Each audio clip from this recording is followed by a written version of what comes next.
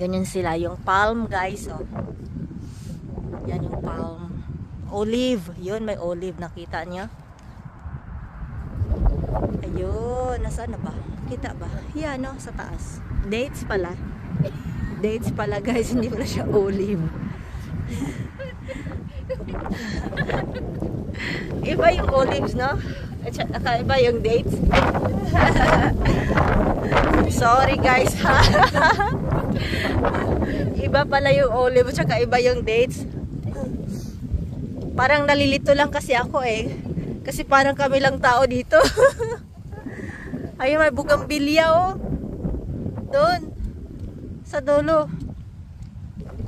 Oh, may bugambilya. Ayan. Doon tayo sa maraming bulaklak. Ang dami nilang halaman dito. Yan. Yan. Hello. Akala ko sa Pinas ka lang mabubuhay. Dito pala. Nakaintindi ko yata ng Tagalog itong bugambilya na to or Arabic. Ayan o. Hanap tayo doon sa unahan. Baka may bayabas, Rose. Baka may tumubong bayabas at saka mangga. Kuha ng mangga. Lakad-lakad muna kami kasi parang hindi kami natunawan eh. Kakakain lang namin ng karnero. Parang lasang.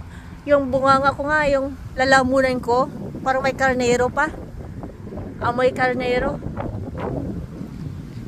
Yan, yung daan nila guys. Hala, balik na tayo. Basin. Yun.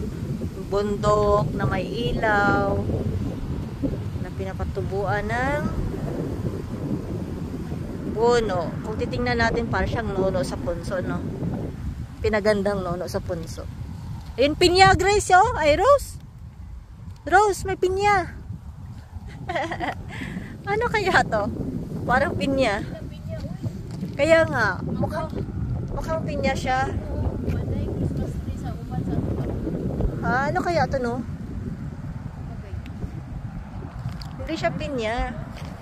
Ito, wala kasing pangalan eh. Yan, paakyat sa taas. Parang punong kahoy, nasa baba pinya. Iwan ko kung ano yan. Magay?